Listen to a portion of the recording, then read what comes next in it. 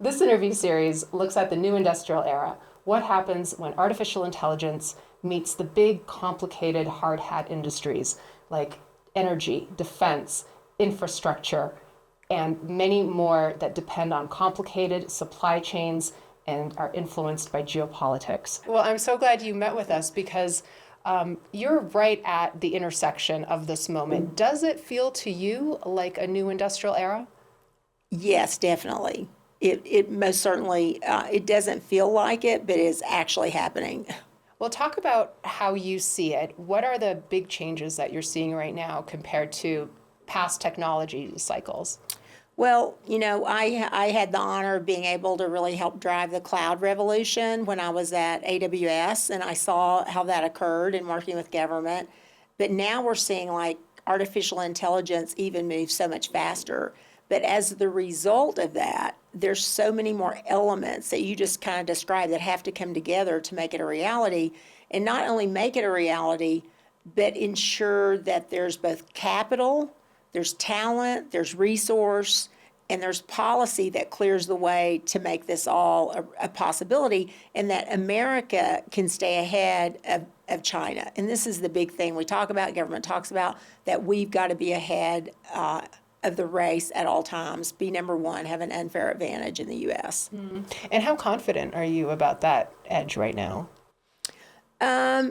Look, we have work to do for sure. There's no doubt we have work to do. But what I'm always very confident about, because of my years of working in both, big tech with cloud providers and software, engineers and developers, and now with all these amazing transformative companies that we back at General Catalyst, that there's no place better to be here right now than where we are with our founders and what they're doing.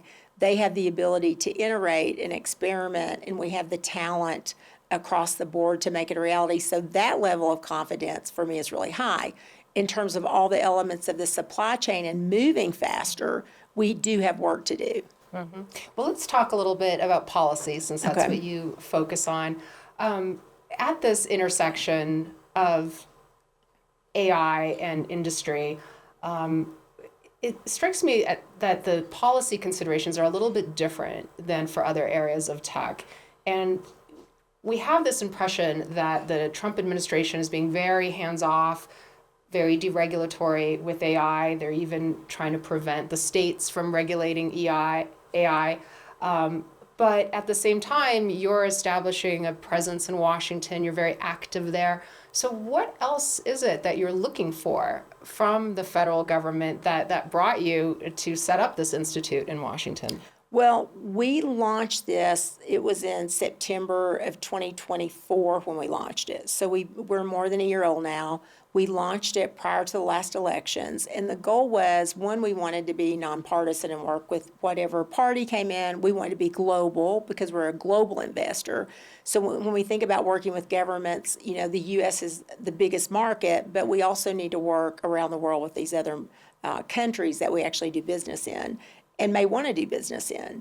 But in terms of policy itself, I would say we focus on also advocacy and education and how we help them shape what they're going to do. Now, with artificial intelligence, I would say the Trump administration has been hands-on and hands-off. And here's what I mean by that. They are listening and paying close attention to what the technology firms are telling them. Both, I would say, at the largest of companies and the smaller, most profound ones that are developing venture capital and transformation companies like ours. When they say, let's not move too fast with AI, if you see what Europe has done, where you can kind of get out over your skis, I'll say here in Davos, you get out too far and it almost stagnates the market because the companies don't know if they can go right or left because they may get penalized. They're not sure that they're going to be able to build a business in that market. In the U.S., we're saying, first of all, let's let AI kind of shape up. Let's see what's happening. Make the policy side of it a bit more iterative. Don't go out to every state and do your own thing, which would not allow these companies to actually perhaps even work in some of the states. Now, that doesn't mean don't regulate. But my last point I'll say, and we can go any direction you want on this, But what I have seen them do, I think that's really well, is use the power of these executive orders to try to, and by the way, before they do that, I don't know if you know this or not, but they put out RFIs almost every time and kind of ask the community, what's your thoughts? In the U.S., what do you think? How should we be doing this? So they do pull in ideas and thoughts, which I really like.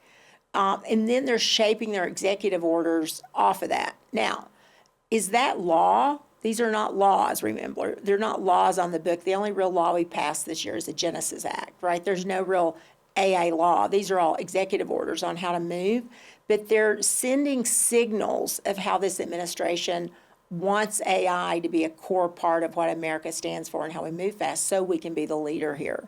Mm-hmm. And what does Silicon Valley need from this administration right now?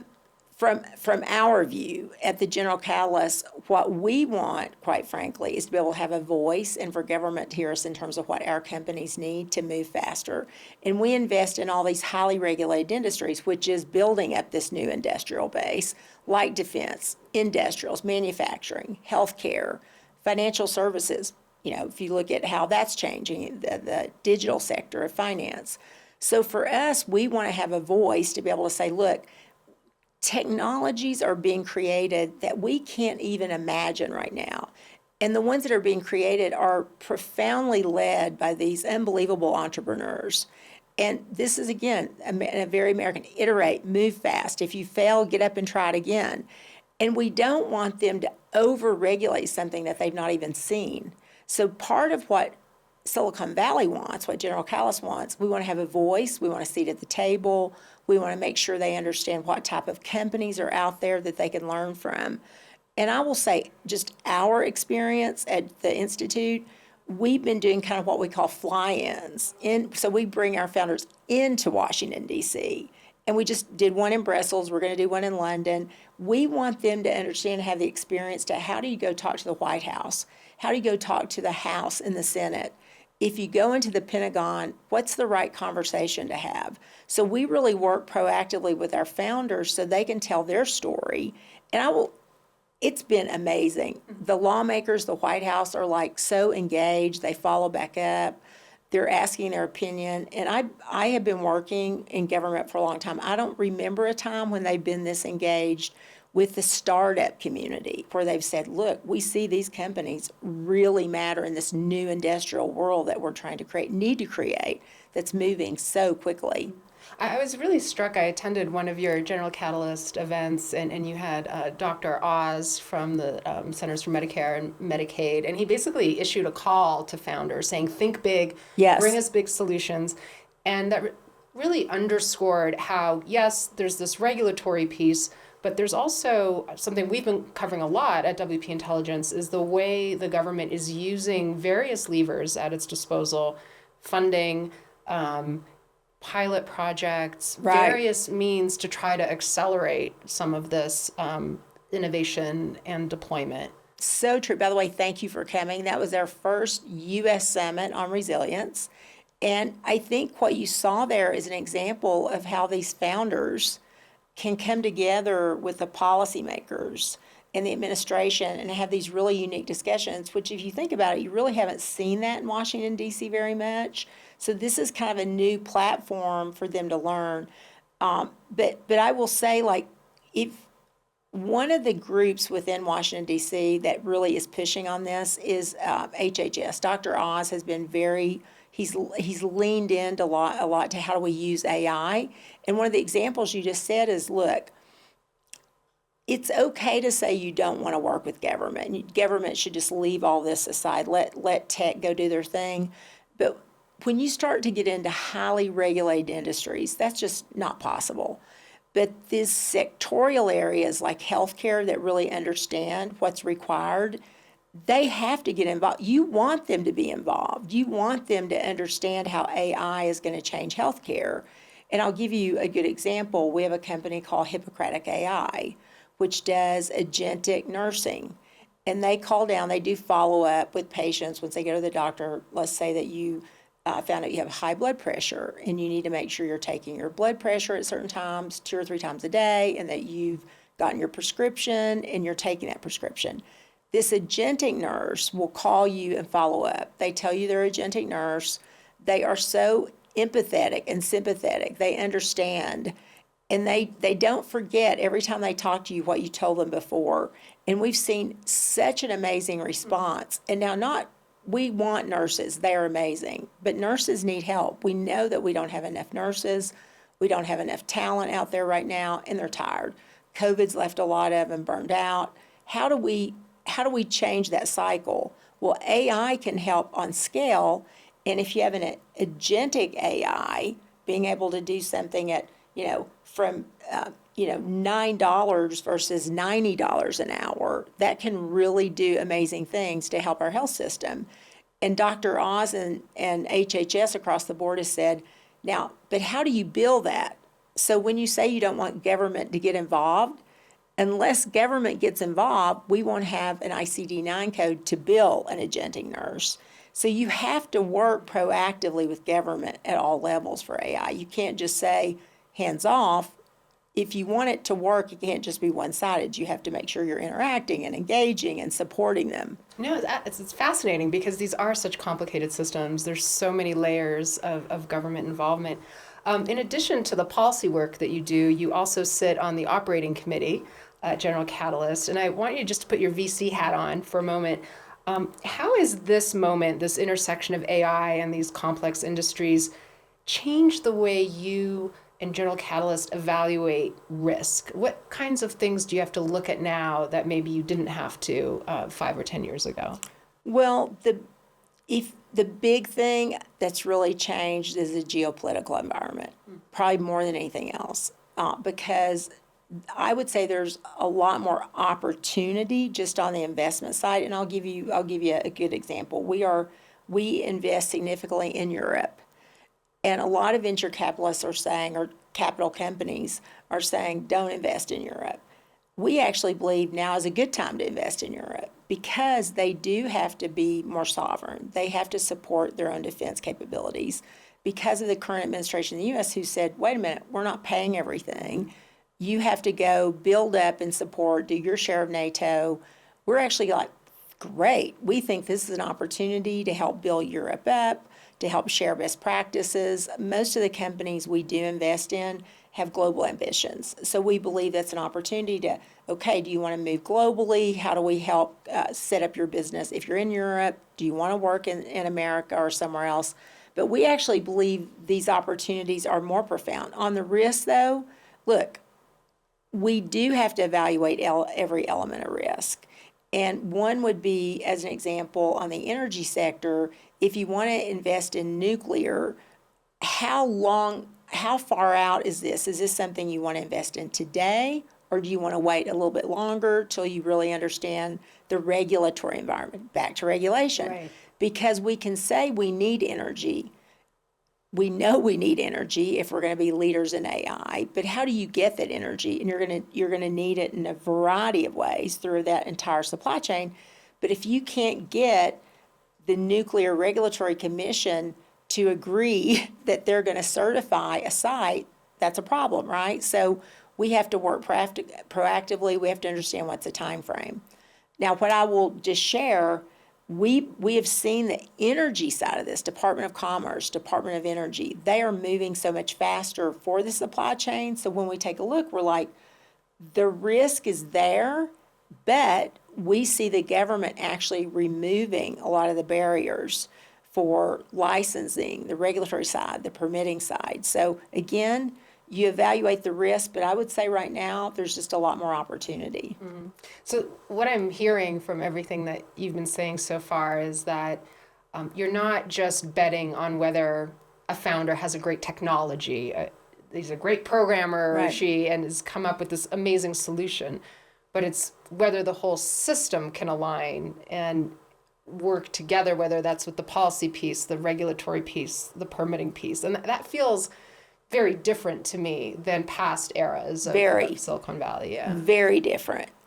Because the opportunities have shifted, right? Also in terms of you have everything from agentic AI or what we call applied AI, where you can take a more traditional industry and actually apply AI to transform it. We're doing things like that. from real estate to call centers to healthcare, call downs with nursing, like we're taking that and using applied AI capabilities, supply chain and logistics, robotics, right, and automation. The information that you can glean from small language models and large language models, all of that is transforming and applying this knowledge along with human knowledge to make these industries. So the reason this is different is you just have the ability, one, to go transform an already out there industry with the use of AI, or you have an opportunity to create a whole new business around AI. And so we're kind of doing both. We're investing in a bunch of startup companies at the seed stage, all the way through. We're actually creating some of our own companies from scratch. So I think this is where you see the real profound change with capital providers, is they're saying, maybe it's just not traditional venture. It's other ways that we should be investing in the market to actually take advantage of this new industrial revolution and change. Talk about that. What are some of these different ways? Well, so one, you may have seen that we just acquired Summa Healthcare. And Summa Healthcare is a hospital system in Ohio that we took from a not-for-profit to a for-profit system.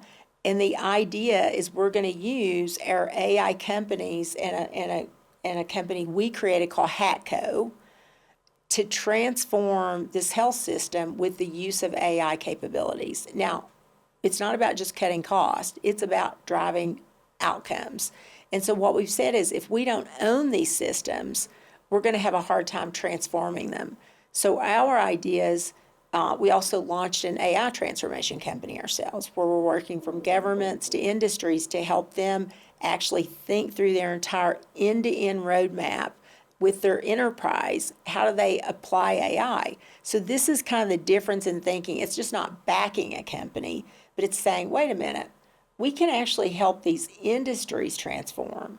But in order to transform an industry, you want to thoughtfully be able to work with them to take these companies that we've invested in and share the capabilities so they can effectively work with these enterprises to do that transformation. So this is really fascinating. So you're looking at it not as a technology, not as a particular company. You're looking at a whole industry and its potential for transformation. And given that these are complicated, regulated industries, the role of policy is very central. Very. Transfuses the whole thing. I think that's a really, really, really interesting observation. So just as a question that I'm asking everyone here at Davos, what do you think most leaders still misunderstand about the moment we're in now? How fast it's moving. Profoundly how fast it's moving. The U.S. in certain segments probably understand it the most. If you are at the Department of War, Department of Defense, if you're in the field, you get it. If you are building AI, if you're one of the large cloud providers and you're just vying for energy, chips, they know in order to be a leader that these things all have to line up. And then competitive advantage. Something I saw when I was working in cloud computing was a change that happened is in the U.S. It's kind of funny.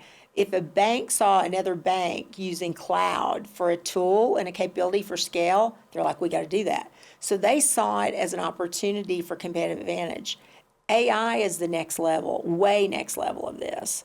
So if they move slower, they will lose competitive advantage. So this is not something you can just sit on for a little bit. You want to move fast. Speed is really going to matter right now.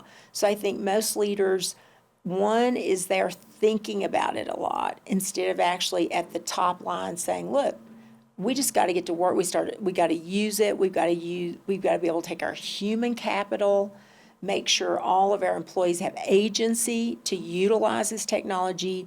We have to let them experiment. We have to give them these sandboxes to use it because you can't fight gravity. This is already here. So for individuals who are worried about, are they going to have a job or a company, are they going to have competitive advantage, sitting around and waiting is not going to yield them well in the long term at all, or short term at all.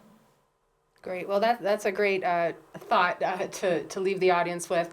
I think my biggest takeaway from this, Teresa, is it's not just about innovation. It's about alignment of these Yep. very complicated processes. And collaboration with these groups, like across the board. It's, governments. You have to be able to collaborate and not just tell them everything they're doing wrong, but go in with a mindset to say, let us share what we're learning and how these things could be improved based on these learnings. Teresa Carlson, thank you so much. Thank you. I love the Washington Post.